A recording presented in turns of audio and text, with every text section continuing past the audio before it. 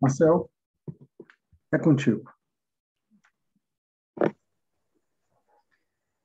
Meus amigos, minhas amigas, caros internautas que nos acompanham por esta sala virtual, em que estamos criando uma ponte entre Salvador, na Bahia, e Michigan, nos Estados Unidos da América. O momento se mostra favorável às profundas reflexões desta tarde. A todos, formulamos votos de muita paz.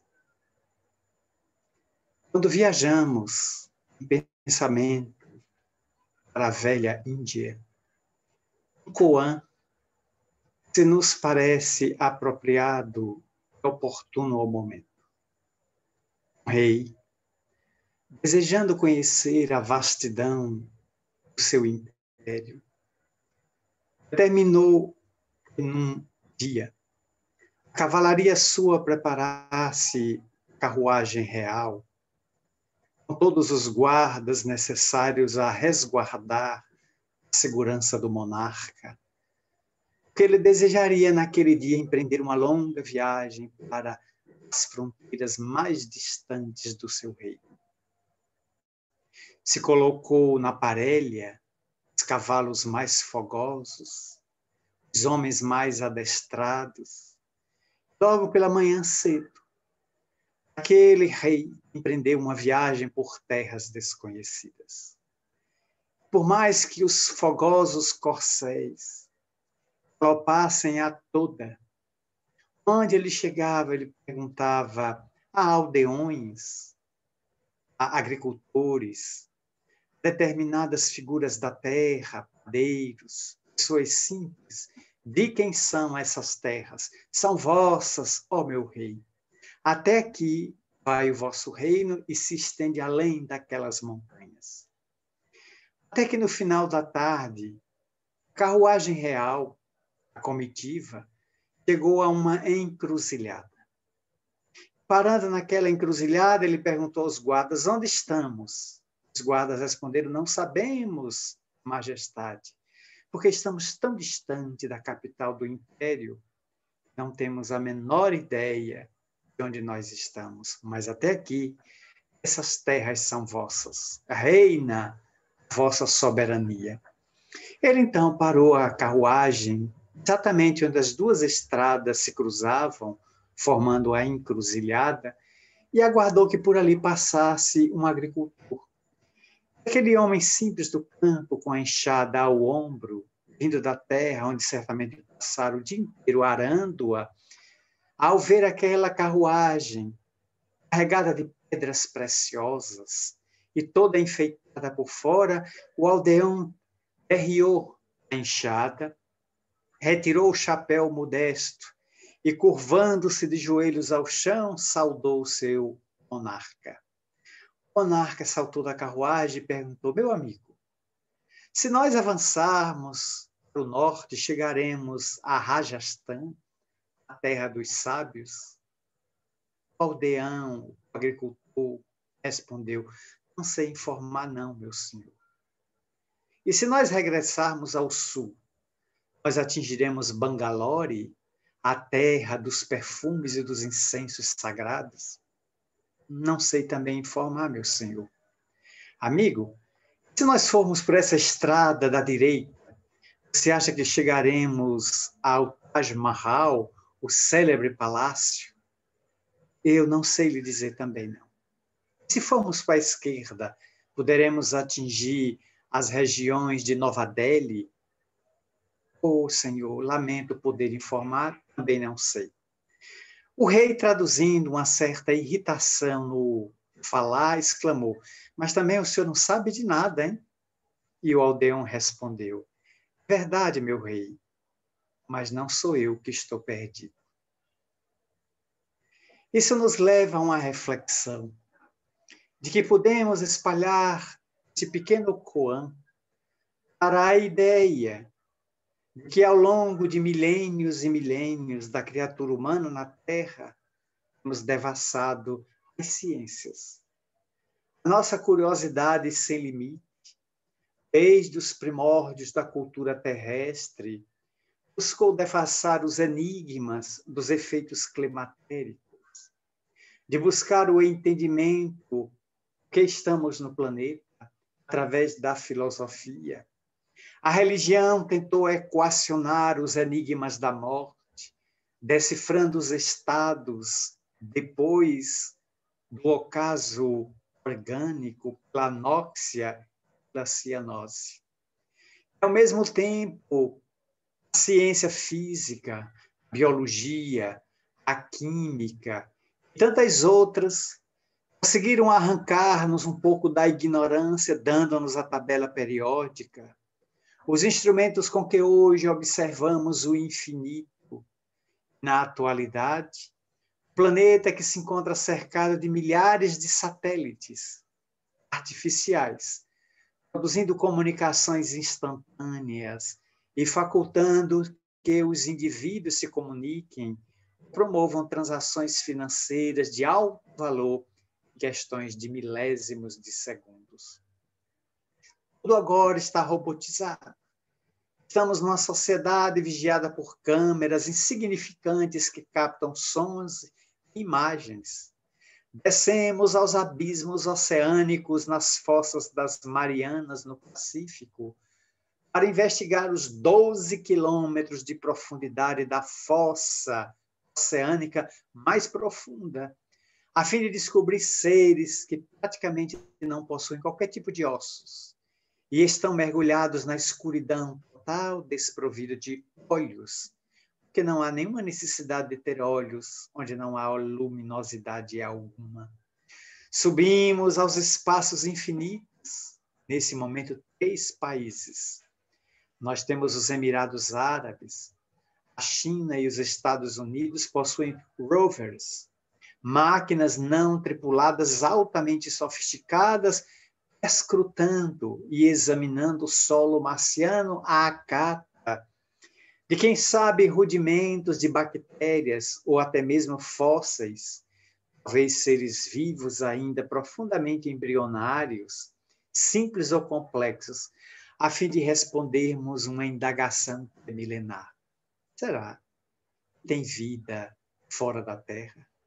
Compete à ciência da astronomia responder esta magna indagação. Entretanto, não obstante esse voo da inteligência onde o cérebro se dilatou ao infinito, e estamos hoje examinando astros e corpos celestes que estão além da fronteira de Plutão, como aquelas que serão examinadas pela Voyager, e a Pioneer, número 10, e a número 11, viajam pelo espaço fora do sistema solar em busca de um outro sistema planetário, com que possam entrar em contato daqui a 5.000 anos, porque o planeta mais próximo está praticamente a essa distância, se os cálculos não estiverem equivocados. E quando lá chegarem, levarão notícias em fragmentos de uma cultura, a cultura terrestre, terráquea, que foi capaz de enviar um artefato produzido pela inteligência humana a uma inteligência não humana, extraterrestre, alienígena.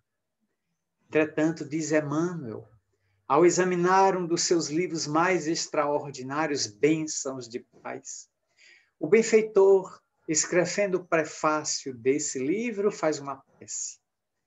Na prece, Emmanuel comenta que aos arroubos da ciência, às vertigens do conhecimento cerebral e científico e tecnológico, que hoje laureiam e iluminam a criatura humana, nós temos o comboio dos infelizes. Nós temos a malta dos aflitos e dos desesperados, que enxameiam as avenidas e as estradas terrestres à cata, quem os possa e quem as possa socorrer. O que fazer com as chagas do coração? Como definir rumos ao destino que se perdeu no cipoal das ilusões? Adentrou-se o labirinto escuro, os tormentosos dramas do sentimento. Como enxugar as lágrimas neste momento em que a pandemia de Covid-19, segundo a Organização Mundial de Saúde, nesta semana, já arrebatou da Terra 5 milhões de pessoas. No Brasil, 610 mil vidas atravessaram a fronteira entre o campo físico e as instâncias espirituais. Nos Estados Unidos, 745 mil pessoas já demandaram o além. Mas como consolar viúvas, os viúvos, filhos, netos, namorados, marido, mulher, que ficaram na terra sofrendo, tateando a lousa fria das criptas, tentando encontrar uma razão para viver após essas vidas serem inexoravelmente destruídas pelo vírus letal. Talvez, pensando nessa sociedade que se engalana no pináculo da conquista tecnológica e científica, Leon Denis, o extraordinário escritor francês, foi contemporâneo de Allan Kardec, mas não o conheceu pessoalmente, escreveria uma obra que tem mais de 100 anos e está até hoje ainda indevassada, ainda pouco examinada pelos próprios espíritas. O problema do ser, do destino e da dor. Dividindo a obra em 3 partes, a partir de 1908, ano da primeira edição, da primeira publicação, Denis era de Tours, na França, conheceu a doutrina espírita muito jovem. Ele tinha apenas 18 anos, quando um exemplar de O Livro dos Espíritos, recém-lançado em Paris, 1857, lhe chegaria às mãos. E ávido por entender aquelas interrogações e aquelas respostas, ele passaria a ler o livro em seu quarto, em sua residência, no lar de seus pais, à noite, se valendo de velas, e o consumo de velas aumentou consideravelmente na família de Denis. Ele escondeu o livro dos Espíritos debaixo do colchão e saía para trabalhar. Quando voltava no final da tarde e à noite, tomava do livro e continuava as interrogações à claridade de velas. Até que um dia, ele retornando para casa mais cedo, deu-se conta de que sua mãe se encontrava em seu quarto para uma limpeza, sentada, vermelha, um pouco aflita, segurava aquele livro descoberto entre o estrado de madeira e o colchão. Quando Denis entrou, que colocou as suas coisas sobre os móveis, eis que a mãe, segurando o livro, lhe fez uma pergunta. Denis, que livro é este, meu filho? Seu pai sabe que este livro está dentro de nossa casa. Você tem lido essa obra de noite, na calada, na madrugada? E seu pai, meu filho, o que vai dizer quando descobrir esse livro estranho à nossa fé, nós que somos todos católicos? Denis então se sentou ao lado da mãe e explicou que ele era uma pessoa sedenta por um conhecimento que a igreja não conseguia responder. Problemática do destino, as incógnitas da dor, os mecanismos que levam o indivíduo a entender quem ele é na evolução incessante, que ele deve progredir continuamente. Mas agora, que tinha lido a primeira edição do Livro dos Espíritos, ele tinha encontrado uma razão para viver e tinha encontrado explicação para a existência humana na Terra. Portanto, ele disse à mãe, depois de fechar cuidadosamente a porta, naquele colóquio entre filho e genitura: minha mãe, perdoa-me confessar, mas lendo essa obra de noite, enquanto vocês repousam, eu te confesso, mamãe, eu sou espírita. A mãe olhou para o filho e as lágrimas quase que lhe vieram aos olhos para ela responder: meu filho, a sua revelação, o seu testemunho e a sua confissão são tão emocionantes que eu tenho algo a te dizer. Você tem lido de noite, eu também tenho lido o livro de dia, eu também sou espírita. E os dois se abraçaram. E dali em diante, Denis não teve mais medo, receio algum, de administrar e de expor a sua fé.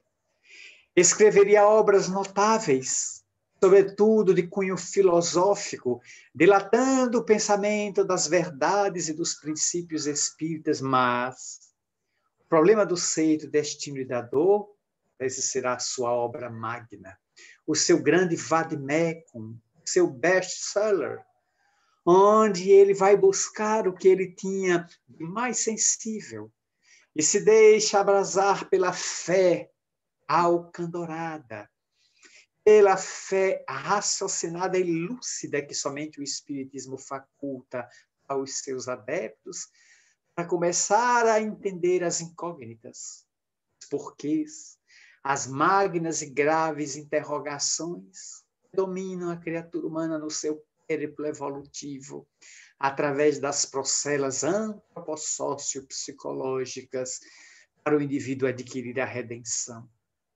E o livro, de maneira magna, completa agora junto com Denis mais de 100 anos, mas ele está completando este ano 175 anos do seu renascimento em Tours, na França. E inúmeras instituições no Brasil e no exterior estão dedicando as suas jornadas, simpósios, seminários, workshops, eventos outros à discussão deste livro, em que, curiosamente examinado, ele coloca 3 partes: o problema do ser e o problema do destino. A terceira parte seria óbvia, o problema da dor. Mas a dor já é um problema. A dor não tem problema. Ela causa problemas. Ele fala sobre as potências da alma. Que coisa curiosa. Ele rompe a sequência natural daquela diagramação do livro para se referir às potências da alma, como a vontade, o amor, a dor, o dever e outros, levando o indivíduo a perceber que está dentro dele, cada um de nós, a solução dos nossos problemas, dos nossos conflitos, das nossas dificuldades e das nossas buscas incessantes em torno da plenitude para conquistar no íntimo o reino dos céus. Dessa maneira, a obra de Denis se avulta nesses dias de catástrofe moral, de dissipações e de libertinagem, onde se o indivíduo tem, nem sempre o é. O indivíduo conquista, o indivíduo acumula, o indivíduo guarda, poupa, mas quanto mais possui, mais parece que os conflitos e os paroxismos da existência parecem cavalgar o seu ginete terrível, cruel, as consciências que mergulham nas problemáticas depressivas. Hoje nós temos 500 milhões de pessoas pagadas pela depressão no mundo bi ou unipolar. Nós temos mais de 300 milhões sofrendo da síndrome do pânico, sem falar as criaturas que estão mergulhadas nos conflitos vários, nos transtornos do humor, nos transtornos da afetividade, a solidão, o medo, a angústia, a aflição, o desespero e uma série de outros tormentos que a psicologia vem tentando equacionar, trazendo para a criatura humana um pouco de lenitivo. Nunca tivemos em nossas cidades, e particularmente me refiro ao Brasil, porque não conheço a realidade norte-americana, nós temos hoje no Brasil, em cada rua das nossas cidades, 4 coisas que me chamam a atenção. Uma lotérica, um bar, nós temos uma farmácia e uma igreja. Quase todas as ruas possuem isso. E eu comecei a ver, através do mirante da observação, da alienação coletiva, que nós perdemos, de certa maneira, o jeito de viver saudável. Entramos na fila da lotérica, acreditando que os números mágicos que vão ser sorteados vão nos libertar das problemáticas financeiras, ignorando. Aquele que mais tem é aquele que fica mais problemático, que está sempre se vigiando para que não tirem aquilo que ele é apenas mordomo. Porque tendo muito ou tendo pouco, quando se parte, tudo que se tem, fica. Tudo que se é o que se leva. Mas se o indivíduo não resolve o problema nos prognósticos, no jogo do bicho, no jogo da lotérica, naquele jogo, o indivíduo corre para a farmácia e vai atrás do balconista esperando que ele ofereça um elixir para a tranquilidade, para a inquietação que o esfogueia. A medicação, no primeiro momento, anestesia o problema, mas como não mergulha na causa, o problema continua assim que o anestésico, fruto do princípio ativo, passa. Então o indivíduo corre para o bar e pede todas as cervejas, toda a bebida destilada que for possível até embriagar-se, tentando anestesiar a consciência para ver se o problema foge. O problema fica do lado para acompanhar a bebedeira.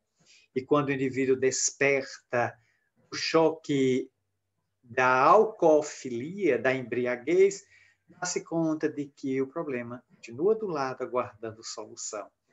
Aí o indivíduo foge para as igrejas, que aqui está em sentido genérico, qualquer templo religioso, não é específico de uma doutrina. E o indivíduo tenta levar os seus problemas para o guia, para o pastor, para o sacerdote, para o xamã, para o orientador, para o palestrante, para o médium, seja o nome que se dê, esperando que, terceirizando o problema, o outro possa resolver o problema que é o meu. Então, Denis vem apontar. Ou amadurecemos através do autoconhecimento. E Allan Kardec, codificador do Espiritismo, expõe isso no Livro dos Espíritos com tranquilidade. Na questão 919, quando Santo Agostinho, o primeiro homem autopsicanalizado da história, porque Confissões, o seu livro, é um tratado de autopsicanálise, ele propõe que o indivíduo, cada noite, pode ser feito de manhã também, assim revista seu dia e pergunte a si próprio, que é muito difícil, porque a gente pergunta muito aos outros, raramente nos interrogamos a nós mesmos. Deus, se a minha alma, se a alma que eu sou tivesse que partir hoje à noite, será que eu temeria entrar no mundo espiritual e estar diante de olhos acusatórios, cobradores implacáveis da minha conduta? Pode ter sido equivocada. Consequentemente, nós temos dificuldade de fazer essa viagem interna para examinar o arcabouço profundo do continente do eu, como propõe Rabindranath Tagore. Em Pássaros Livres, a obra poética de peregrina beleza que as mãos incansáveis de Divaldo psicografaram há muitas décadas, onde Tagore diz que dentro de cada um de nós há um continente perdido, há uma terra não visitada, há uma ilha não buscada, não explorada, que é o continente do eu. O que é que seríamos capazes de descobrir fazendo a viagem para dentro? Eu tenho uma amiga no Rio de Janeiro que contaria a sua experiência. Quando os problemas a levaram a um conflito enorme, ela disse: Marcel, eu vou à Índia. Fazer o quê? Eu vou ao Ashram de Sai Baba. Buscar em Sai Baba, o grande místico da Índia, uma solução de meu conflito. Mas seu conflito é carioca. Por que você vai levar o conflito para a Índia, para Nova Delhi? Fique com ele aqui mesmo, no Rio de Janeiro. Ela viajou. E por incrível que pareça, apesar daquele homem tão ocupado, ela teve um contato com ele. E ele, que se encontrava a regular distância, ao ver aquela peregrina, sabendo que ela não era indiana, era estrangeira, segundo ela me narrou, olhou para ela e perguntou: quem é você? Ela disse o nome. De onde é que você veio? Ela disse: eu vim do Rio de Janeiro, no Brasil, América do Sul. E o que é que você veio fazer à Índia? A Índia atrás de mim. Eu vim buscar do Senhor uma solução para o meu problema. Perdeu sua viagem, minha filha. Volte para o Rio de Janeiro, que seu problema está lá no pé do Corcovado. É lá que você vai resolver. Retorne. Não tenho solução para o problema que você criou. Seja dessa existência ou de existências transadas. Ela disse que chegou ao Rio desencantada quando partiu, mas chegou com uma verdade. Não adianta viajar para o Nepal, para o Himalaia, para as Maldivas, para as ilhas Seychelles, levando dinheiro, levando ânsia de espairecimento, enquanto não resolvermos as graves questões do destino, que é nos perguntar, mas o que é que eu vim fazer à Terra? Será a Terra um passeio, uma estância de piquenique, uma Disney World, uma Disneylândia, infindáveis prazeres, uma escola que para muitos é um reformatório, porque depende da visão. Como disse Emmanuel numa mensagem para muita gente na Terra, muita gente que está na Terra, o planeta é uma prisão, são prisioneiros. Para outros é um hospital, estão doentes. Para muita gente é uma escola, estão aprendendo. Para outros é um reformatório de rigidez quase que militar. Depende da ótica. Cada um terá uma ótica diferente do planeta Terra e de como ele trabalha a conduta do indivíduo. Mas, para nenhum de nós, a Terra poderá se converter em um piquenique, em um ambiente de lazer onde o indivíduo vem a passeio sem qualquer compromisso para com a vida, sem qualquer compromisso para com a sua evolução. Será malbaratar o tempo e desperdiçar o horário do relógio que nunca volta. O tempo marcha infatigável, apenas 60 segundos torna um minuto, e 60 minutos torna uma hora, mas nunca se detém. Nunca retrocede. Eu acho curioso quando me perguntam, você pode entregar esse relatório para ontem? É uma frase que significa pressa. E eu digo à pessoa, me arranje o túnel do tempo, que eu sou Tony Newman ou Doug Phillips. Eu vou voltar no tempo, naquela série que a gente assistiu aqui nos anos 70, final dos anos 70 no Brasil. Eu volto no tempo e lhe entrego este relatório ontem, porque eu só posso lhe entregar ou hoje, daqui a algumas horas, ou amanhã, ou semana que vem. E, consequentemente, nós ficamos inquietos, porque muita gente, com a semelhança de um caderno, está voltando para o mundo espiritual com as folhas brancas. Passou em branco pela terra. E é profundamente preocupante nós adotarmos logo os cuidados, porque muita gente diz, mas eu estou fazendo o rascunho de minha vida. Cuidado, pode ser que a vida não dê tempo de passar o rascunho limpo. É preciso ir rascunhando e escrevendo no livro da vida as nossas páginas, que, como diz Denis, dor, mas tem beleza. Ao lado da rosa está o espinho. Ao lado do riso, bem temos os que choram. No momento em que estamos em júbilo, há pessoas pranteando os seus entes queridos que embarcaram no carro frio e triste da morte. Consequentemente, nós temos um planeta de contrastes, porque ainda é um planeta de provas, de expiações. A Terra tem mais ou menos 20% de criaturas em provações e mais de 80% de criaturas em expiações ásperas, dificílimas, em resgates dolorosos do passado de dor, de escabrosos destinos que hoje desaguam em tumultos, em conflitos de existências, onde a busca do amor, a busca da plenitude, a busca de favores especiais, nem sempre o indivíduo. Quantas criaturas tateando atrás do ouro, nunca o encontrando, e passam a vida nas dissipações, sem cuidado necessário para buscarem realmente aquilo que progride, aquilo que eleva, aquilo que sublima. Por isso, Denis propõe nessa busca incessante do ser, precisa encontrar-se consigo mesmo para definir qual a sua identidade, porque nós estamos muito desidentificados na atualidade. Como corria pela internet uma colocação que achei muito curiosa. Quando eu entro na internet, viro internauta. Entro num banco, sou correntista. Caminho por um supermercado escolhendo os produtos, eu sou cliente. Se eu sou dentista, eu tenho o CROBA. Se eu sou médico, eu tenho o CREA. Se eu sou o CREMEB, o advogado tem OAB. Então, nós temos sempre uma distinção, uma definição conforme o órgão. Mas quem sou eu realmente? Qual é o meu verdadeiro nome, o meu verdadeiro eu, que ainda precisamos descobrir?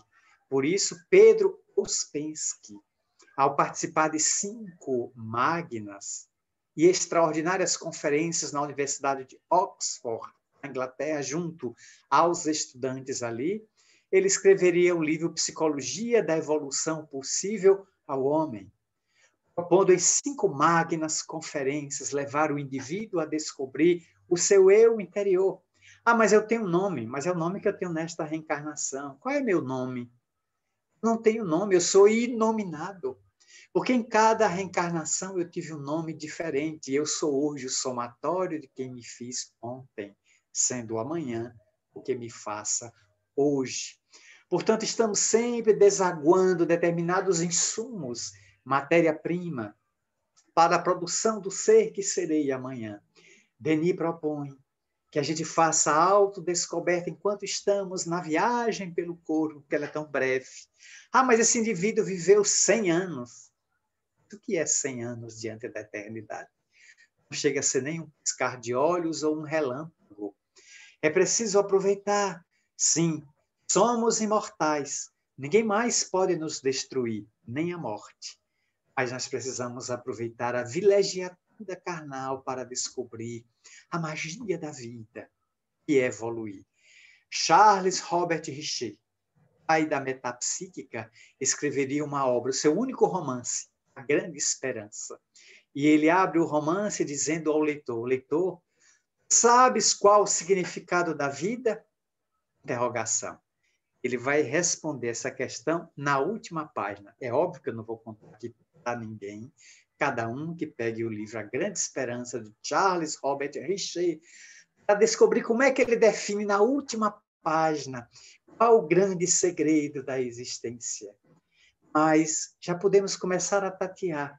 Estamos na Terra para aprender, para evoluir, para encontrar a felicidade que jaz em nossa intimidade, aguardando o desabrochamento como uma rosa na primavera. Porque esse discurso, eu estou na Terra para pagar, eu estou na Terra para sofrer, é discurso masoquista ou é discurso materialista? Estou na Terra para pagar. Eu não sabia que a Terra foi privatizada. Eu já achava que a Terra era uma escola pública, a menos que Deus ontem tenha privatizado o planeta. Enquanto for pública, ninguém paga nada. Estamos matriculados numa escola de graça, onde o principal problema da escola não é a escola, é extraordinária. São os alunos rebeldes, os cabuladores de aula, os que não aproveitam a lição dos professores e jogam o material pela janela. Nós temos que aproveitar este educandário, porque muita gente diz, eu não fiz nada nessa existência, farei na próxima. Certamente que terá uma próxima, mas a pergunta é, quando? Onde? Sob que circunstâncias ocorrerá a próxima recapitulação física? Nossa melhor oportunidade não foi ontem. Ontem já passou. Não será amanhã, é a expectativa. Nossa melhor oportunidade é agora, hoje. Por isso, Dalai Lama tem uma frase notável. Não estrague o seu presente por um passado que não tem futuro. Realmente não vale a pena. Aproveitemos esse momento para agradecer as bênçãos de estarmos na Terra, considerando que temos hoje 8 bilhões de pessoas mergulhadas no corpo, 21 bilhões desenfaixadas do corpo com necessidades imediatas de reencarnação. Imaginemos que para cada corpo que é fabricado na Terra, nós temos mais de milhares de candidatos a mergulhar nestes corpos, a fim de volverem as procelas do aprendizado. Nós conseguimos volver a matéria e temos a bênção da doutrina espírita que reluz na madrugada ou na noite escura da alma, apontando a reencarnação é pedagogia evolutiva, melhoramento incessante do indivíduo. O Espiritismo é bênção que esclarece as incongruências do caminho. A prece, ponte entre a criatura que ouve o Criador. O Criador não aguenta mais só ouvir os filhos. Necessidade agora de que os filhos se calem para ouvir Deus. Deus agora quer falar aos corações e se está valendo de toda e qualquer ferramenta proposta pela natureza, disposta na providência divina, para chamar a atenção dos indivíduos a necessidade de crescer para a plenitude. Eis, portanto, a inolvidável, ainda desconhecida proposta apresentada nesse livro maravilhoso. O problema do ser, equacionar-se. O problema do destino, que é construído dia a dia e não pelo acaso, e desenvolver as potências da alma, rumando para a plenitude. Com Jesus, para Jesus. Fazemos a pausa proposta com o nosso anfitrião para o momento de interatividade. Até já. Muito bem, excelente. Estamos aqui envolto numa energia de sabedoria em que realmente esse banquete não deveria ter terminado. Deveríamos ter estendido um pouco mais. Mas, obviamente, que o nosso amigo Marcel nos trouxe muitas informações interessantes e que vale a pena a gente abrir para algumas perguntas, se porventura os amigos quiserem assim fazê-lo. Por favor, estejam à vontade. Então, todo mundo de uma vez, só não. Um de cada vez.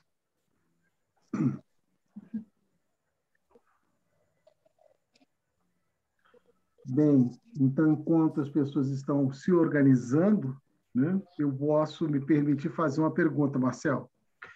Marcel, Aldous Huxley, famoso escritor do livro Admirável Mundo Novo, ele nos fala de uma sociedade praticamente artificial, isso há algumas décadas atrás, onde não existia internet e nem um mundo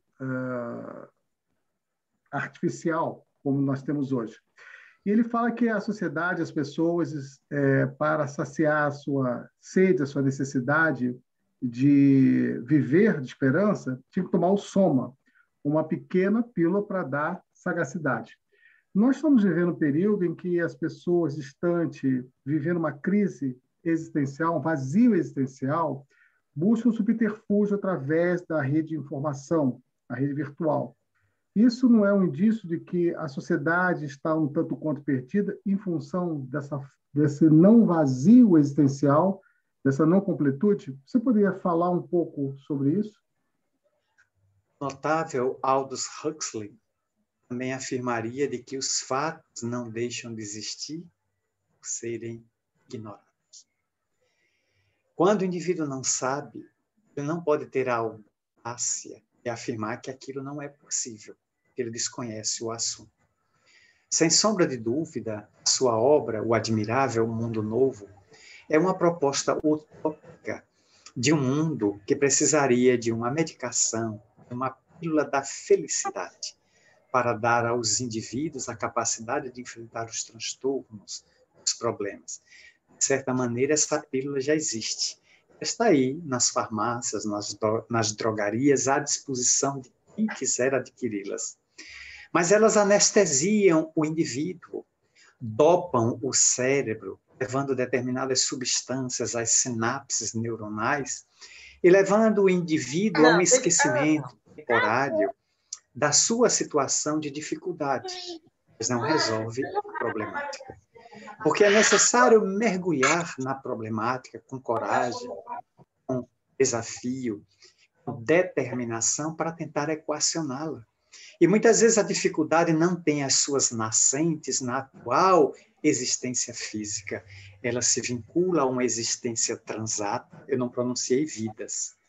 Porque muita gente diz, quero fazer terapia de vidas anteriores. Ninguém tem vidas anteriores. A vida é única.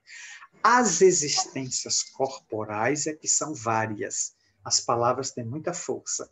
Então, o indivíduo precisa mergulhar, talvez, numa terapia de existências pregressas para entender que o seu drama atual tem raízes no passado. Então, ou adotamos a reencarnação como premissa, como base para equacionar as problemáticas dos destinos, ou os destinos ficam profundamente confusos, cheios de dificuldades de interpretação, porque a unicidade das existências é absolutamente pobre, anêmica, deficiente, para equacionar uma sociedade profundamente vigorosa. Por isso, as buscas para instrumentos externos, como colocado pelo nobre gestor desta reunião na pergunta, onde muita gente está buscando alienação pelas drogas lícitas ou ilícitas, tentando evadir-se da problemática de se autoequacionar. Chegamos até aqui numa sociedade muito culpada, que a culpa foi estabelecida teologicamente para figurar uma raça que ficou dependente do sacerdócio organizado e remunerado. Agora, de 164 anos para cá, o Espiritismo deu cabo da culpa, a culpa morreu, eu não fui para o velório dela, mas ela já faleceu, e agora a palavra de ordem é responsabilidade. Cada um deve ser responsável pelo que faz, pelo que deixa de fazer, assumindo as consequências dos seus atos perante a sociedade, perante o outro, perante si mesmo, perante a própria consciência, perante Deus e perante o seu destino. Quando tudo isso avançar para um estágio que nós chamamos de uma sociedade de regeneração, as farmácias não serão necessárias. Consequentemente, nós seremos médicos de nós mesmos. Excelente resposta, viu, Marcel? Marcel, tem mais uma pergunta aqui. O Luiz Macedo, ele faz assim, um questionamento muito interessante. Ele fala que Denis, no início do livro, O Problema do Ser Destinador, ele afirma que pelo exercício do pensamento e com leitura edificantes, estaríamos em estado de constante oração. Ele pergunta o seguinte: você pode comentar sobre isso para fixar melhor essa aprendizagem? Leon Tolstói afirmou em uma das suas crônicas que arar também é orar. Ou seja, o estado de oração é um estado de movimentação do ser para cumprir os desígnios da lei.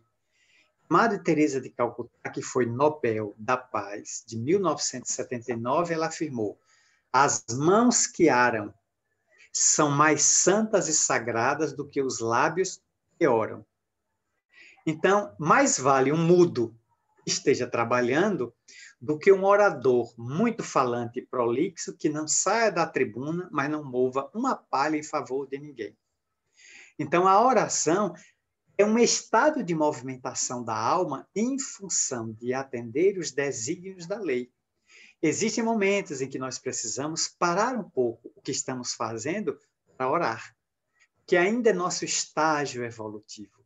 Nós temos necessidade, vejam a terra como está cheia de igrejas, de abadias, de sinagogas, de mesquita, de terreiro de candomblé, de centro espírita, de tudo que você quiser local. Ali vão os orantes. Os indivíduos se refugiam ali para orar. Valioso. Porque é preferível orar que não fazer nada. Pelo menos o indivíduo em estado de oração está ocupando a mente por um valor iluminativo. Agora, entender de que a oração sem o trabalho, sem a ação, é morta em si mesmo, como disse o apóstolo Tiago. Então, é preferível sempre a ação. Se eu tiver que escolher, eu fico com a ação. E deixo a palavra para depois, porque a palavra encanta, a palavra fascina, mas o exemplo arrasta, convence. E como Kardec diz, na abordagem sobre a prece que está no Livro dos Espíritos, os atos valem mais do que as palavras. Portanto, Jesus orava, ele se refugiava no Jardim das Oliveiras, se refugiava em desertos, em lugares ermos da natureza, para se reabastecer de Deus e voltava para atender as massas. Nem Jesus prescindiu do estado de prece, mas a atividade de Jesus incessante era um conúbio, era um colóquio com Deus. Enquanto ele servia, ele reverenciava o poder do Eterno, permitia que ele fez o que ele fez, modificando toda a estrutura da criatura humana e alterando o curso da história. Bem, Clarissa tem uma pergunta, Marcel. Oi, Marcel, obrigada pelo banho de luz para todos nós. Eu queria te fazer uma pergunta. Você acha que na solução das nossas problemáticas estaria o amor? Assim, se a gente for lá no fundo das dores, né, da alma e, enfim, de toda essa série, essa teia, né, que nós criamos ao longo das nossas vidas, você acha que à luz do Evangelho, à luz da doutrina espírita, se a gente buscar uma solução, a gente vai encontrar sempre a necessidade da gente amar? Poderia falar sobre isso, por favor? Na farmácia de Deus, o amor é um medicamento genérico que serve para todos os males. Existem medicamentos específicos. Em algumas situações, você tem que tomar drágeas de paciência. Uma injeção de calma. Muitas vezes tem que engolir um comprimido de tolerância. Vai por aí afora. Mas o amor é a medicação que permeia todos os outros medicamentos, porque ele é o princípio ativo, base de todos os medicamentos. Entretanto, Neio Lúcio contaria uma pequena história ligeira, quase uma fábula, que diz que um rei estava muito preocupado com o filho, porque o menino ficava macambuço dentro do quarto e não saía para nada. Esse menino está com depressão. Então, o rei colocou um anúncio no império. Quem tiver uma solução para meu filho, pelo amor de Deus, arranque meu filho da miséria moral, da paralisia em que ele se encontra. Apareceram muitos sábios, muitos filósofos, mas todas as suas técnicas aplicadas ao menino não funcionaram. Era Julião, menino. Até que apareceu um velhinho. O velhinho disse: Senhor, eu tenho uma técnica, mas para aplicar a técnica eu quero plenos poderes sobre Julião. É como se me dê a guarda de Julião. E o rei disse: olha, já estou desesperado, ninguém resolveu, eu lhe dou a guarda por 1 ano. Ele levou o menino para a sua aldeia, para a sua chácara, e ali disse ao menino: pega aquela enxada. Não quero, pegue sim.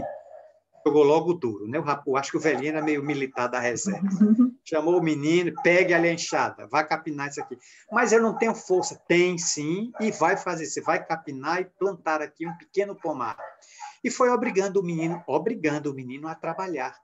O menino tinha horários regulares de estudar, de comer, de brincar com os meninos da aldeia, mas tinha os horários de trabalhar. 1 ano depois, o velhinho voltava com Julião, completamente refeito, entregava ao rei para ser-lhe o sucessor futuramente. O que fizeste? Trabalho. Apenas botei seu filho para trabalhar. O que ele precisava era trabalhar, porque ele tinha tudo aqui no palácio. Ele tinha todo o conforto, ele não fazia nada, porque ele estalava o dedo e apareciam os criados, as amas, os servos, para o servir. Agora eu botei ele para servir, para trabalhar no campo. Ele aprendeu o valor do trabalho. Portanto, dessa maneira o amor ganha formas variadas.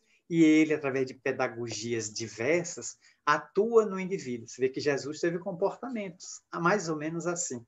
Dizem que quando ele entrou no templo de Jerusalém, ele encontrou os cambistas, os comerciantes, fazendo dali um verdadeiro escarcéu, um lugar de bandidos e de ladrões. E que Jesus teria tido uma atitude muito dura, derrubou tudo, quebrou tudo e gritou: vocês transformaram a casa de meu pai num covil de ladrões. Jesus estava, entre aspas, irado naquela hora, a ira divina. Ele demonstrou que ele veio. Já em outros momentos, ele acolhia as pessoas com uma ternura infinda. Ou seja, o homem sábio dosa o amor, porque ele não aplica o amor e sabe, mas o amor que o outro pode compreender. Quem é sábio não diz que já conhece, que não atira pérolas aos porcos. O sábio diz que o outro pode compreender no seu nível de ignorância. Na terra de sapo, cócoras com eles. Obrigada, Marcel. Marcel, a Nise aqui fala assim que esse ancião se parece com ela, viu? Né? Na criação do filho, né? Na criação do filho. Luiz Macedo, ele fala que, faz uma observação aqui no chat, que a palestra de hoje, a sua fala, tem a ver com a mensagem que a Marta postou hoje.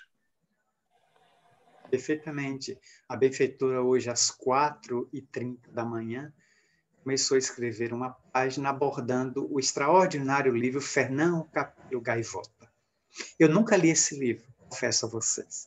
Eu assisti, há muitos anos atrás, um vídeo, ainda em VHS, no videocassete. Se ninguém sabe o que foi o videocassete, depois o tio Marcel explica o que é. Um aparelho muito antigo, do século XX. Você botava uma fita pesada, né, e passava. Então, eu assisti o videocassete com a história de Fernão Capelo Gaivota. Então, ela fez uma análise, uma simbologia com esse livro, demonstrando a gaivota que existe em cada um de nós, que deve, em algum momento, contestar as regras do bando. Mas se isso nos custar ficar fora do bando, custe. Tem outro bando mais à frente nos aguardando. A gente só sai de um bando e vai para outro bando de gaivotas, que também contestou aquele grupo anterior, mas sem audácia, sem a coragem de romper padrões de normose, nós não avançamos para o futuro que nos aguarda, luminoso e belo. Eu agora, bem, nós estamos a 2 minutos, nosso encerramento. Gostaria de saber se alguém tem mais uma observação.